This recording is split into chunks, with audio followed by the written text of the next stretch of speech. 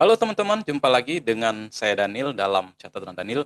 Nah, teman-teman, dalam video kali ini kita akan membahas salah satu saham yang kenaikannya itu di tahun 2025 ini udah mencapai 400-an%.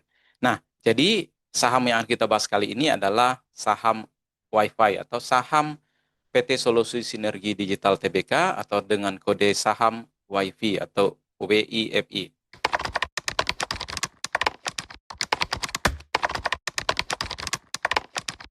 Jadi teman-teman, bahwa berdasarkan laporan yang terbit secara konsolidasian pada Juni atau 30 Juni 2025 ini, atau diterbit pada bulan Juli ini, bahwa emiten ini menunjukkan pertumbuhan yang signifikan, baik dari segi laba maupun didorong juga oleh ekspansi bisnis dan juga aktivitas pendanaan yang terbilang masif.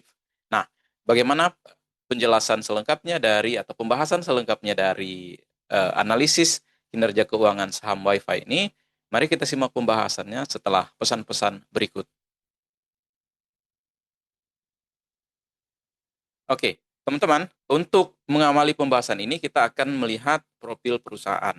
Nah, PT Solusi Sinergi Digital Tbk atau saham dengan kode WiFi ini dikenal juga dengan Surge atau Surge, adalah perusahaan berbasis digital di Indonesia yang menawarkan layanan periklanan, kemudian produk dan layanan digital, serta jaringan serat optik melalui anak usaha. Nah, perusahaan bertujuan untuk menyediakan model bisnis terpadu yang terdiri dari tiga pilar, yaitu konektivitas, pemenuhan kebutuhan sehari-hari, dan hiburan media. Berkantor pusat yang terletak di Jakarta.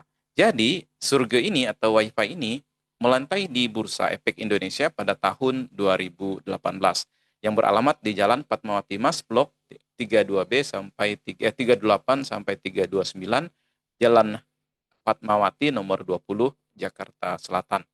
Nah, jadi teman-teman, kalau kita perhatikan secara komposisi pemegang saham, bahwa PT Solusi Sinergi Digital Tbk ini terdiri dari tiga, yaitu PT Investasi Sukses Bersama atau yang lebih dikenal dengan ISB yang memegang hingga 50,11%.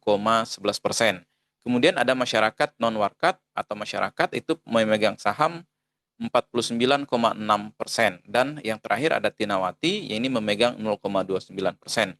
Nah, selain itu sebenarnya ada beberapa pengusaha yang melakukan pembelian saham WiFi ini, diantaranya melalui PT Media Wiguna Nusantara, yakni Hashim Joyo Hadikusumo, membeli 45% saham ISB melalui PT Arsari Sentra Data atau ASD, sehingga memiliki 22% saham WiFi secara tidak langsung. Kemudian juga ada Erwin Rashid yang membeli 27,22% saham Media Wiguna Nusantara dari PT Sinergi Investasi Digital dan memiliki 7,5% saham WiFi secara tidak langsung. Dan Pak Ada Fadil Muhammad membeli 27,22% saham Media Wiguna Nusantara dari PT Sinergi Investasi Digital, sehingga juga memegang 7,5% saham WiFi secara tidak langsung. Nah, perubahan kepemilikan saham ini justru terjadi melalui entitas induk perusahaan tanpa adanya transaksi langsung pada saham WiFi itu sendiri. Nah, saham ini menjadi menarik karena memang secara kinerja, kalau kita perhatikan teman-teman ya, ini PT Solusi Sinergi Digital Tbk ini udah naik secara year to date itu 434% pada saat video ini direkam, yakni pada tanggal 17 Juli 2025. Nah, jadi kenaikan yang sangat signifikan ini atau udah 4 bagger ini tentu saja menarik perhatian kita. Sebenarnya apa sih dan bagaimana isi di dalamnya? Nah, untuk teman-teman ketahui, kita akan bedah sedikit terkait dengan bagaimana dengan dewan direksi dan komisaris.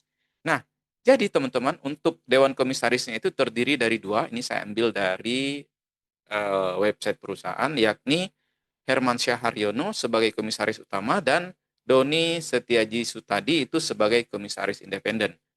Kemudian di dewan direksi, ada dewan direksinya itu mengawasi CEO dan juga manajemen senior lainnya dalam operasional surga tadi yang kompeten dan etis dalam setiap hari, serta memastikan kepentingan jangka panjang bagi pemegang saham. Nah, dirutnya itu atau presiden direkturnya itu adalah Yune Marketatmo. kemudian Direktur Network-nya itu Moh Mutak Griffin, dan Direktur Komersilnya itu ada Erwin Tanjung, sementara Direktur Teknologi Shanedi Ong. Nah, jadi seperti itu teman-teman ya. Sedangkan untuk produk dan layanannya itu sendiri sebenarnya terdiri dari 5 layanan. Produk dan layanan ada layanan internet yang melayani perusahaan dan juga melayani home internet. Kemudian solusi teknologi informasi yang terintegrasi, baik pengembangan software, kemudian manajemen data, dan sistem informasi. Jadi yang ketiga adalah layanan cloud computing atau komputer awan. Yang keempat, infrastruktur digital berupa serat optik.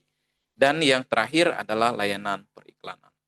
Nah, berdasarkan kinerja yang ditunjukkan oleh update kinerja laba pada kuartal 2 2025 terbilang signifikan, teman-teman. Bahwa kalau kita ketahui, PT Solusi Sinergi Digital Tbk ini mencatatkan pertumbuhan pendapatan dan laba yang kuat pada semester pertama 2025. Kalau kita bandingkan dengan periode yang sama di tahun sebelumnya. Nah, pendapatan usaha bersih meningkat 66% menjadi 513,46 miliar dari sebelumnya 309,01 miliar pada kuartal 1 atau semester 1 2024. Kemudian pertumbuhan ini didorong oleh pendapatan dari segmen periklanan dan juga telekomunikasi. Nah, untuk laba bruto itu tumbuh 118% menjadi 392,36 miliar, bandingkan dengan periode sebelumnya 179,36 miliar. Kemudian ada laba usaha yang melonjak sekitar 155% menjadi 378,96 miliar dari periode sebelumnya atau semester 1 2024 sekitar 148,23 miliar.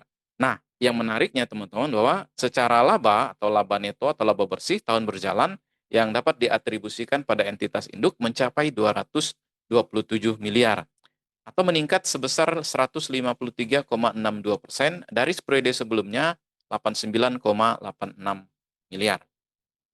Nah, kemudian kita akan lihat pada posisi keuangan. Nah, di posisi keuangan, perseroan menunjukkan ekspansi aset yang signifikan yang didanai oleh peningkatan liabilitas dan juga ekuitas.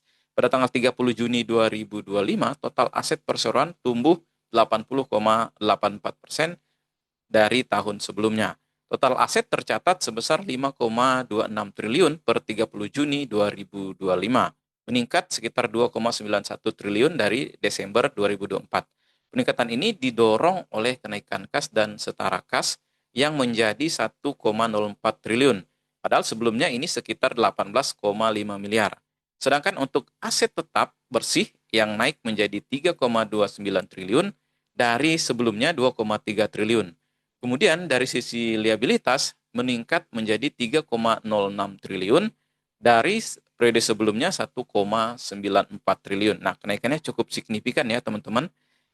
Hal ini sebenarnya terutama disebabkan oleh adanya uang muka setoran modal sekitar 1 triliun per 1 Juni yang berasal dari perjanjian share subscription agreement antara anak usaha dan juga dengan NTT Asia PT Ltd.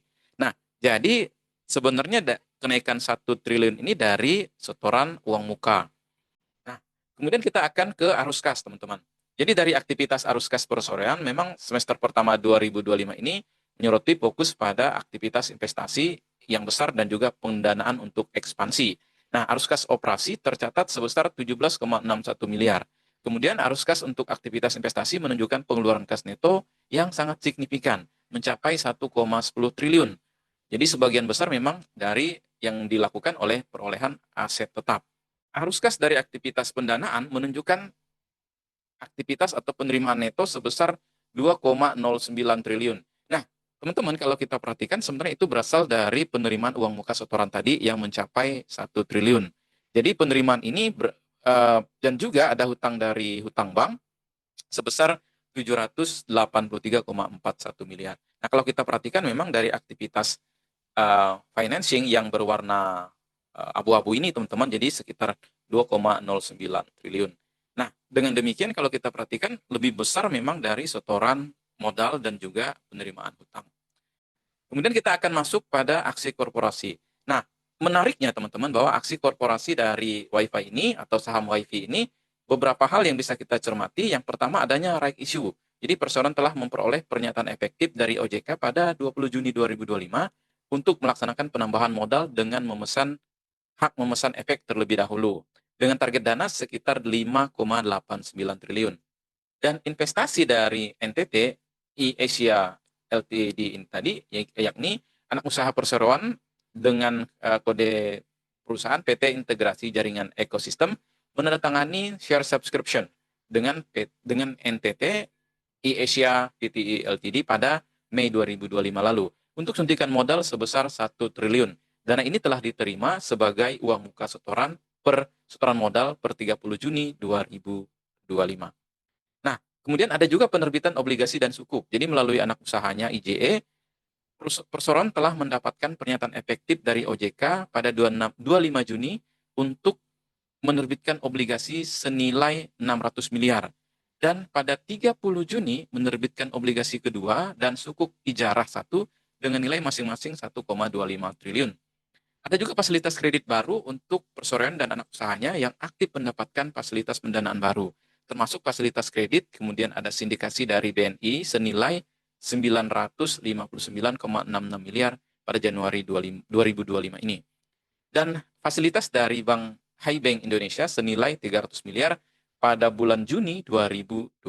Nah, itu ada 4 aksi korporasi yang bisa kita cermati dari saham WiFi ini. Mulai dari kinerjanya tadi yang naik hingga 400%, teman-teman ya, jadi 4 bagger. Kemudian ada aksi korporasinya, jadi ada akan menerbitkan saham baru, kemudian juga ada penerbitan obligasi dan adanya fasilitas kredit. Jadi 2 ini termasuk untuk dari pendanaan, teman-teman ya. Dan kalau kita simpulkan diskusi kita kali ini, di mana bahwa perusahaan teknologi atau WiFi ini perusahaan teknologi yang bertujuan untuk menyediakan model bisnis terpadu yang terdiri dari 3 pilar, yaitu konektivitas, pemenuhan kebutuhan sehari-hari, dan juga media. Secara kinerja saham tadi sudah meningkat secara year to date itu di atas 400%. Kemudian kinerja keuangan pada kuartal 2 atau semester 1 2025 ini terbilang baik, entah itu dari sisi kemampuan mencetak laba, kemudian posisi keuangan, dan juga sisi arus kas namun dari sisi arus kas memang terbilang kurang bagus. Namun kita perlu nantikan adanya aksi korporasi di tahun ini. Tentu ini akan menjadi gebrakan. Dan seperti yang kita ketahui bahwa dalam RUPS kemarin juga pada 13 Juni mereka bahwa perusahaan atau pemegang saham sudah menyetujui pembagian dividen tunai sebesar 4,72 miliar untuk tahun buku 2024. Nah, jadi teman-teman itu kesimpulan diskusi kita terkait dengan pembahasan saham WiFi ini. Mudah-mudahan informasi ini bermanfaat, dan jika ada yang kurang jelas dari pembahasan ini, teman-teman bisa berkomentar pada kolom komentar yang telah disediakan. Dan jika teman-teman punya request terkait dengan analisa saham, boleh juga misalnya membahas atau mencantumkan kode saham, dan nanti kita akan bahas dan kita akan perhatikan request teman-teman. Oke, teman-teman, saya Daniel dan salam satu frekuensi.